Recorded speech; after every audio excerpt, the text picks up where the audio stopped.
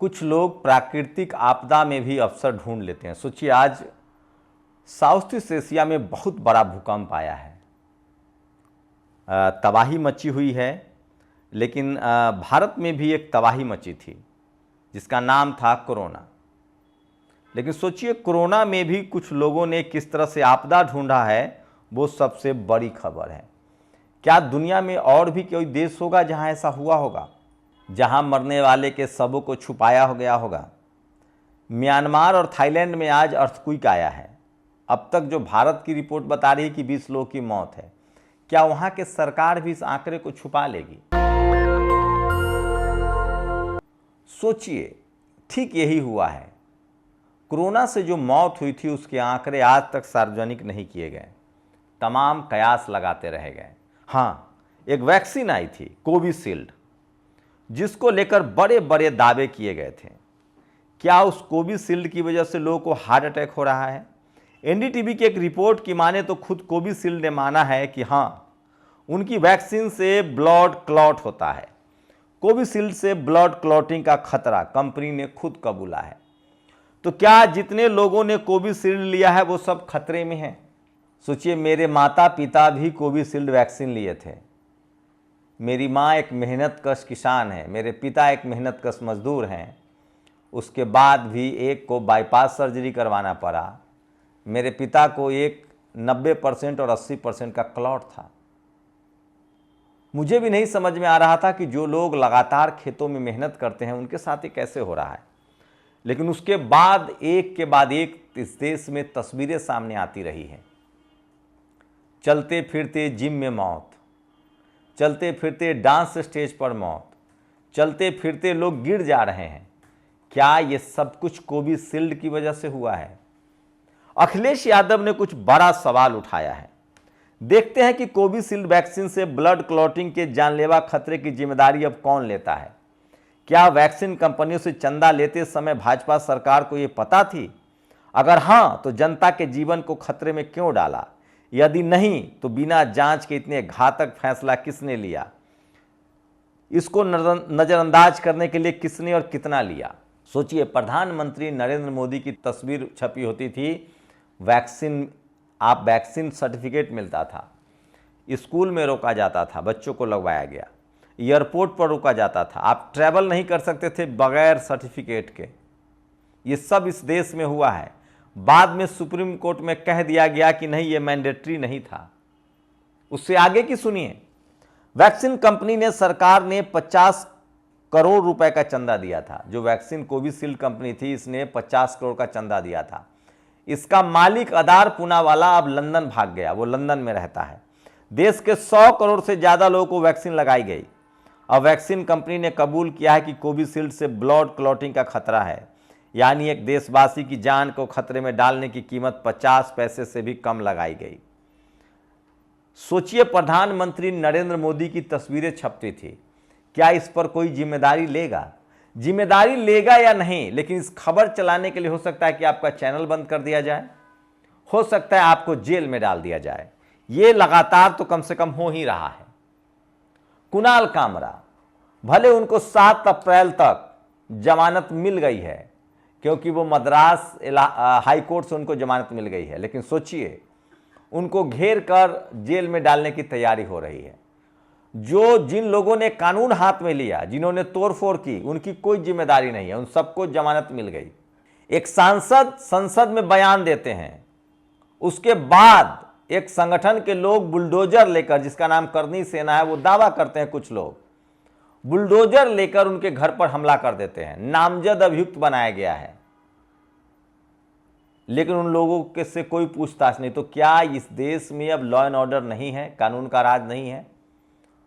सोचिए, आज ही इमरान प्रतापगढ़ी जो कांग्रेस के सांसद हैं, उनको सुप्रीम कोर्ट से क्लीन चिट मिली है। वो गुजरात गए थे, गुजरात के जामनगर में एक शादी के कार्यक्रम में शामिल हुए। शायर हैं, शायर पर ही उसको लेकर एक मामूली सा कार्यकर्ता ने, किसी पार्टी का कार्यकर्ता होगा, आप समझ ही सकते हैं, एफआईआर दर्ज करा दिया। उसके बाद हाई कोर्ट ने उसको सही माना। सुप्रीम कोर्ट ने अब जो कहा है सो सुनिए, कि क्या आप इस देश में राइट टू स्पीच का अधिकार नहीं है? 19A के अधिकार के तहत हम बोल नहीं सकते हैं।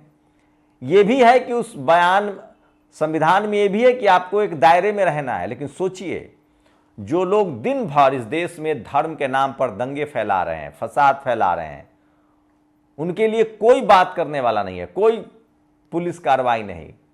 चलिए, कम से कम इसमें न्यूनतम डेकोरम तो रखा गया, उनके घर पर हमला नहीं किया गया। पत्रकारों के साथ क्या हो रहा है? आप बोलिए, आप पर केस दर्ज हो जाएगा। ममता त्रिपाठी, अभिषेक उपाध्याय, इन लोगों पर भी FIR हुआ।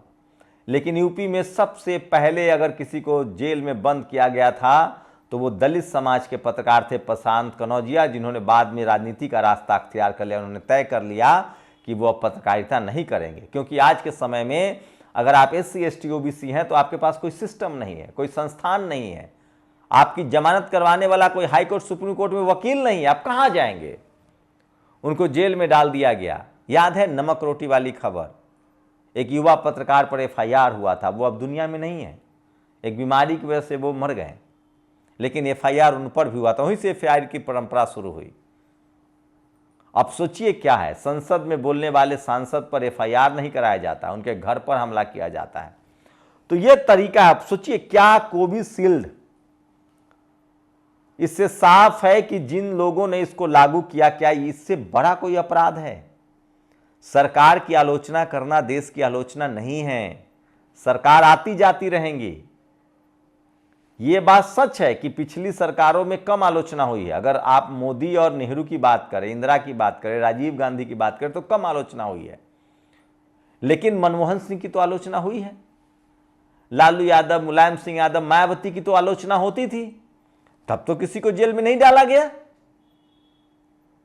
लेकिन आज अगर आप बीजेपी से सवाल पूछ ले, क्योंकि जहां सत्ता में बीजेपी है, तो आपको जेल में डाल दिया जाएगा। सवाल है कि कोविशील्ड पर के लिए किसकी जिम्मेदारी तय होगी? सोचिए, ये सबसे बड़ी खबर है।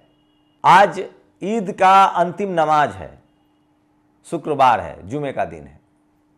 अनुराग द्वारी ने लिखा है, जो ब्राह्मण समाज के पत्रकार हैं, कि क्या अब जब मुसलमानों को उसके छत पर या सड़क पर या पार्क में या सार्वजनिक स्थानों पर नमाज नहीं पढ़ने दिया जाएगा, तो क्या और भी किसी धर्म का आयोजन सड़कों पर नहीं होगा?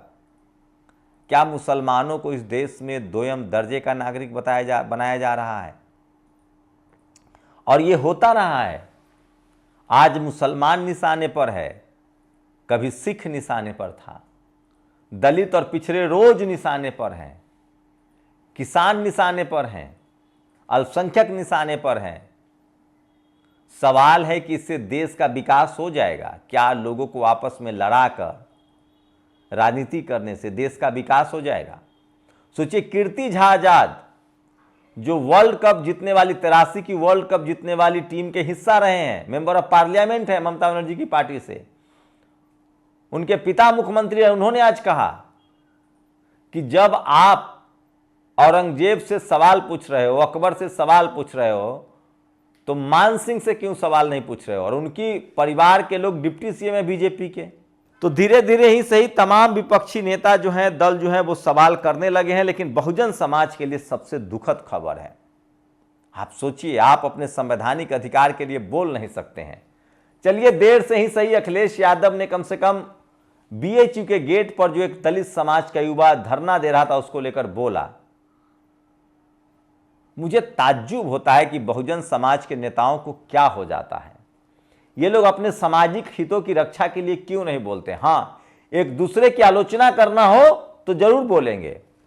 दलित पिछड़े नेताओं की सबसे बड़ी समस्या है कि ये आपस में लड़ते रहते हैं, सामाजिक हितों के लिए एक साथ नहीं आते हैं। सोचिए, पिता लखपति, बेटी EWS, पिता इंटर कॉलेज में लेक्चरर, 1 लाख रुपए से अधिक तनख्वाह, माता प्राइमरी स्कूल में टीचर हैं, बेटी EBS सर्टिफिकेट बनाकर प्रोफेसर बन रही है। EBS के नाम पर किस तरह की बेईमानी चल रही है, ये अयोध्या की खबर है। बजरंग प्रजापति जो है वो लगातार इस तरह की खबरें बताते हैं। और राहुल गांधी ने बड़ा अटैक किया है। 2-3 बड़े बिजनेसमैन ईस्ट इंडिया कंपनी की तरह काम कर रहे हैं। ये वीडियो, टेलीकॉम, इंफ्रास्ट्रक्चर, जमीन, पोर्ट और रक्षा सौदों तक सब कुछ खरीद रहा है। तो 2-3 बड़े बिजनेसमैन हैं जो इस देश में ईस्ट इंडिया कंपनी की तरह काम कर रहे हैं। ये सबसे बड़ी खबर है जो सोशल मीडिया पर वायरल है। और सोशल मीडिया ही सच्चा मीडिया है, सोशल मीडिया ही बहुजन मीडिया है। तो सोचिए, ये वो खबरें हैं जिस पर क्या कोई डिस्कशन होगा, कोई बातचीत होगी कि कोविशील्ड को परमिशन किसने दिया, वैक्सीन सर्टिफिकेट पर किन की तस्वीर छपती थी और क्या सरकार इसकी भी जिम्मेदारी लेगा या नहीं। अगर आपने कोविशील्ड ली है तो अपने हेल्थ पर ध्यान रखिए, सोचिएगा जरूर। शुक्रिया। दस्तक की आपसे गुजारिश है कि अगर इसको बचाना चाहते हैं तो नेशनल दस्तक को सब्सक्राइब करने के लिए रेड कलर के सब्सक्राइब बटन को दबाएं, फिर बेल आइकन की घंटी दबाएं। नेशनल दस्तक को बचाने के लिए बहुत जरूरी है कि हर खबर को शेयर करें, लाइक करें, कमेंट जरूर करें।